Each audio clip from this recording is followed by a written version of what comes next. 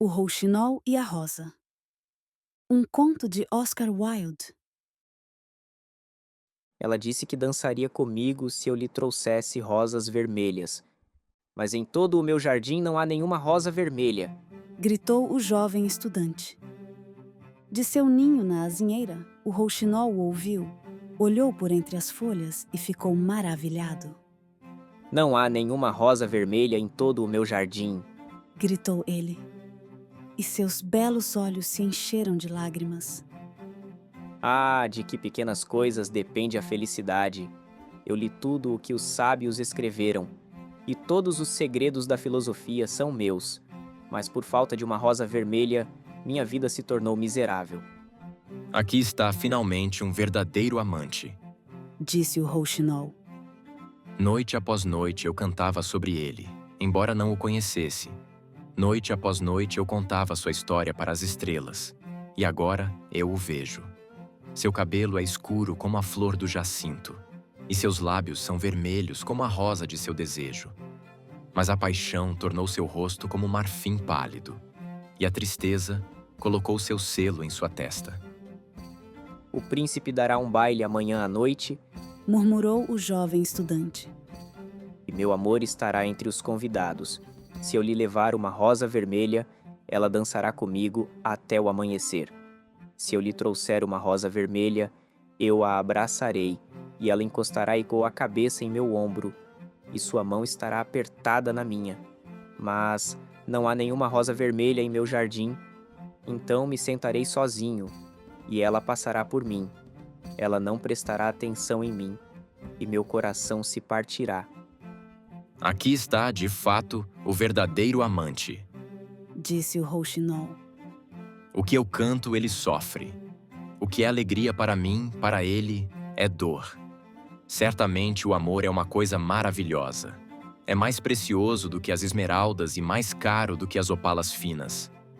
Pérolas e romãs não podem comprá-lo. Nem ele é apresentado no mercado. Não pode ser comprado dos mercadores, nem pode ser pesado na balança como ouro. Os músicos se sentarão em sua galeria Disse o jovem estudante. e tocarão seus instrumentos de corda. E meu amor dançará ao som da harpa e do violino. Ela dançará tão levemente que seus pés não tocarão o chão, e as cortesãs em seus vestidos alegres se aglomerarão ao seu redor. Mas comigo ela não dançará, pois não tenho nenhuma rosa vermelha para lhe dar. E ele se jogou na grama, enterrou o rosto nas mãos e chorou. Por que ele está chorando? Perguntou um pequeno lagarto verde, enquanto passava correndo por ele com a cauda no ar. Por que, de fato? Disse uma borboleta, que estava esvoaçando atrás de um raio de sol. Por que, de fato? Sussurrou uma margarida para sua vizinha, em voz baixa e suave. Ele está chorando por uma rosa vermelha. Disse o rouxinol. Por uma rosa vermelha? Gritaram elas. Que ridículo! E o pequeno lagarto, que era um tanto cínico, riu muito. Mas o rouxinol entendeu o segredo da tristeza do estudante e ficou sentado em silêncio no carvalho, pensando no mistério do amor. De repente, abriu suas asas marrons para voar e se lançou no ar. Ele passou pelo bosque como uma sombra e, como uma sombra, navegou pelo jardim. No centro do gramado havia uma linda roceira e, quando ele a viu, voou até ela. Dê-me uma rosa vermelha e eu lhe cantarei minha mais doce canção. Gritou ele. Mas a árvore balançou a cabeça. Minhas rosas são brancas, tão brancas quanto a espuma do mar e mais brancas que a neve da montanha. Mas vá até meu irmão, que cresce ao redor do velho relógio de sol, e talvez ele lhe dê o que você quer. Assim, o rouxinol voou até a roceira que crescia ao redor do velho relógio de sol. Dê-me uma rosa vermelha e eu lhe cantarei minha mais doce canção. Gritou ele. Mas a árvore balançou a cabeça. Minhas rosas são amarelas, tão amarelas quanto o cabelo da sereia, que se senta em um trono de âmbar. e mais amarelas do que o narciso que floresce no prado antes que o cortador venha com sua foice. Mas vá até meu irmão que cresce sob a janela do estudante, e talvez ele lhe dê o que você quer. Assim, o rouxinol voou até a roceira que crescia sob a janela do estudante. Dê-me uma rosa vermelha, e eu lhe cantarei minha mais doce canção.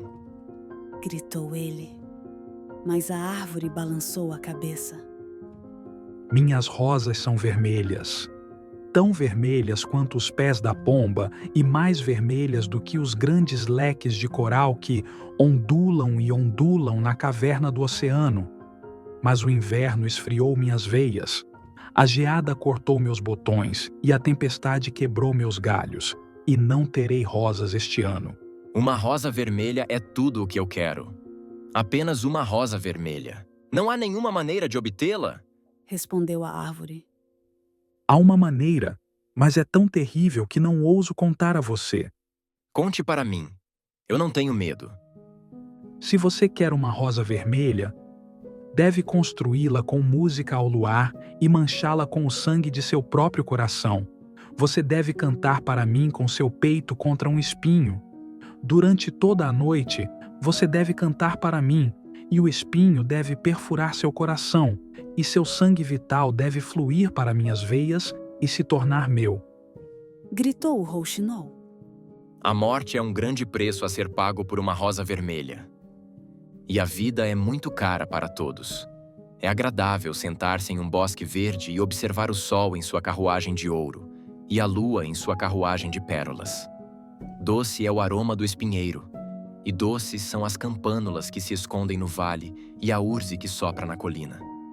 No entanto, o amor é melhor do que a vida. E o que é o coração de um pássaro comparado ao coração de um homem? Então, ele abriu suas asas marrons para voar e se lançou no ar. Como uma sombra, ele sobrevoou o jardim e, como uma sombra, navegou pelo bosque. O jovem estudante ainda estava deitado na grama, onde ela o havia deixado, e as lágrimas ainda não haviam secado em seus belos olhos. Gritou o rouxinol. Seja feliz, seja feliz. Você terá sua rosa vermelha. Eu a construirei com música à luz do luar e a mancharei com o sangue do meu coração.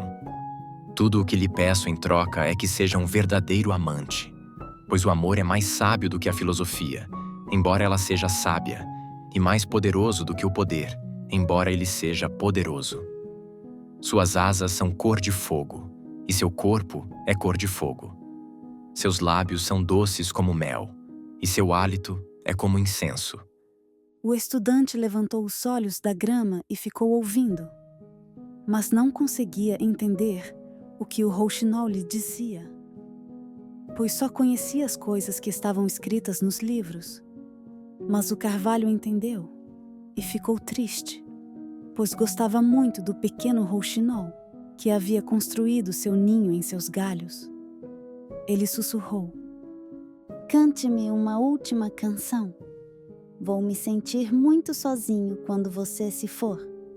Assim, o rouxinol cantou para o carvalho, e sua voz era como água borbulhando de um jarro de prata. Quando ele terminou a canção, o estudante se levantou e tirou do bolso um caderno de anotações e um lápis de chumbo. Ele tem formas, Disse ele para si mesmo, enquanto se afastava pelo bosque. isso não se pode negar a ele. Mas será que ele tem sentimento? Receio que não.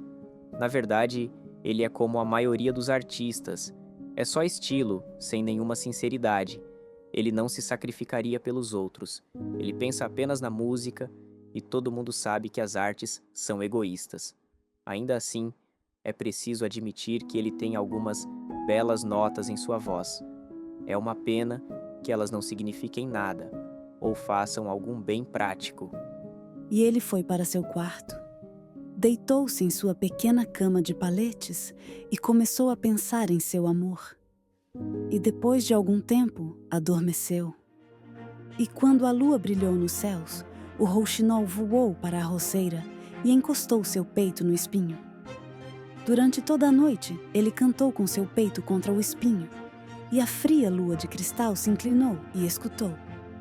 Durante toda a noite, ele cantou, e o espinho foi se aprofundando cada vez mais em seu peito, e seu sangue vital se esvaiu. Ele cantou primeiro sobre o nascimento do amor, no coração de um menino e uma menina. E no ramo mais alto da roseira, floresceu uma rosa maravilhosa, pétala após pétala, como canção após canção. No início, ela era pálida como a névoa que paira sobre o rio, pálida como os pés da manhã e prateada como as asas da aurora, como a sombra de uma rosa em um espelho de prata, como a sombra de uma rosa em uma piscina de água. Assim, era a rosa que floresceu no topo da árvore. Mas a árvore pediu ao rouxinol que se aproximasse mais do espinho. Aperte mais, pequeno rouxinol, ou o dia chegará antes que a rosa esteja pronta. Assim, o rouxinol se aproximou mais do espinho, e cada vez mais alto cresceu sua canção. Pois ela cantava sobre o nascimento da paixão na alma de um homem e de uma donzela. E um delicado rubor de rosa surgiu nas folhas da rosa, como o rubor no rosto do noivo quando ele beija os lábios da noiva. Mas o espinho ainda não havia atingido o coração dele, de modo que o coração da rosa permaneceu branco, pois somente o sangue do coração de um rouxinol pode tingir de vermelho o coração de uma rosa. E a árvore gritou ao rouxinol para que se aproximasse mais do espinho.